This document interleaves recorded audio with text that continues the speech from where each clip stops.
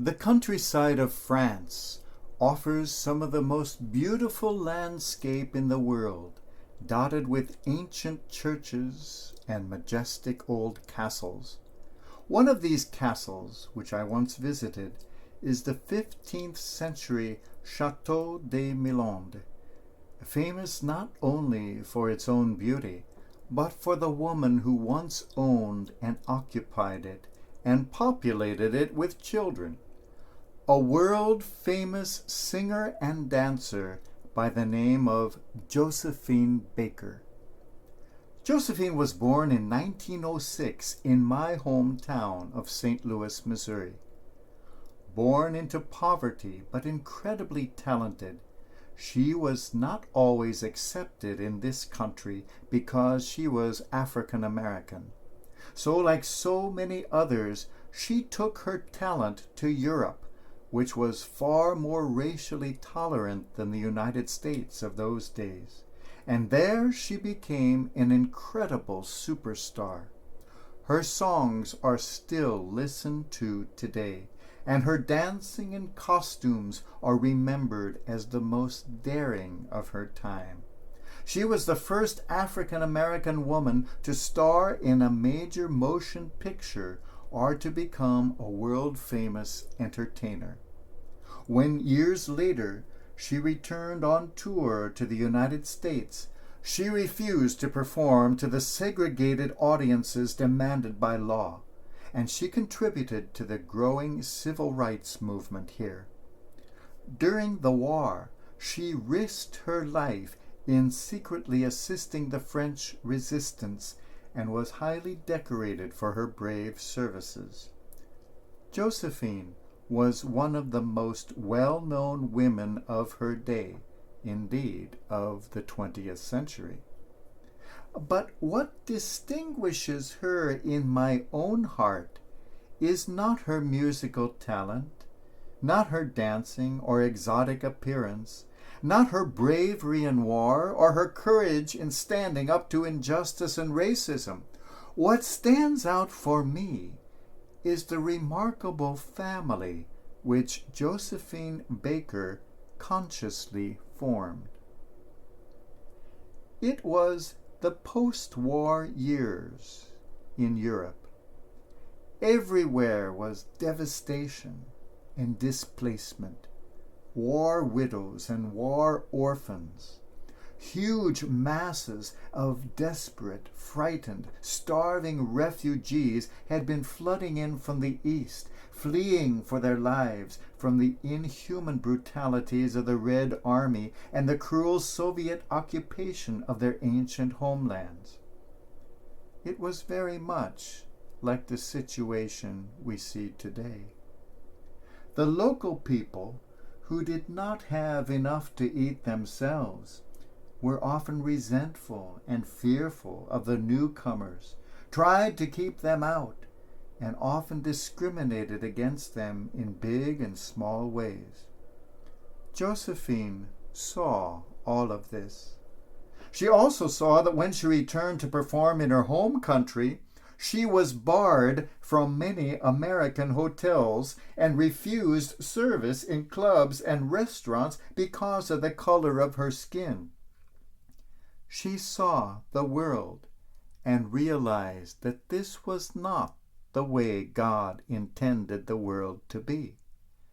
So she tried in her own way to create a world as it could be.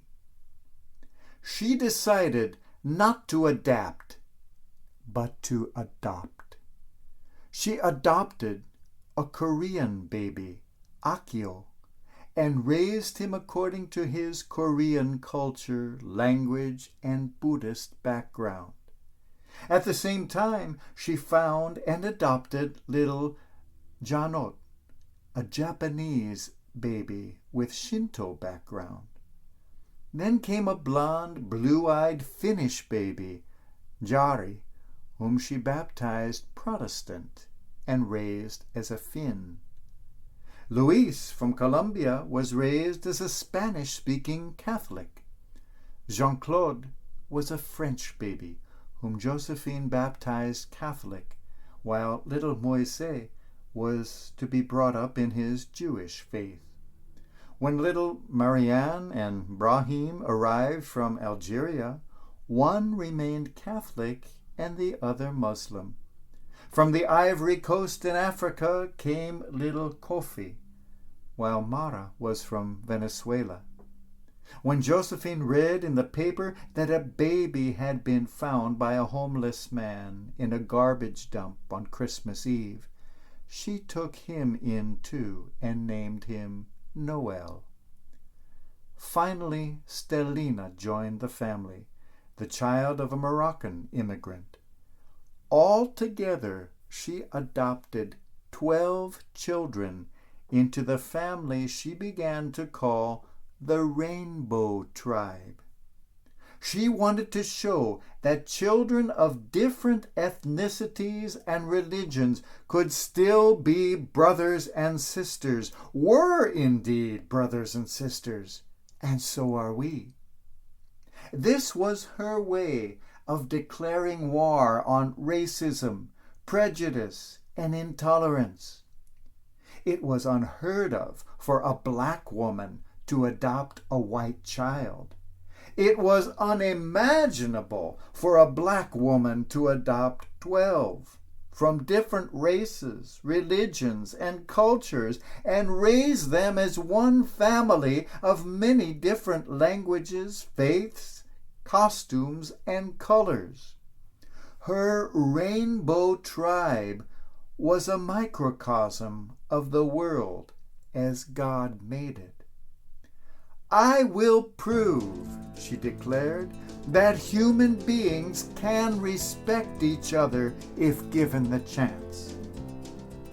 She found the world up for adoption, and she adopted the world. Josephine Baker was not a perfect mother. I have never seen a perfect mother. Nor was she a perfect human being. I have never found one of those either.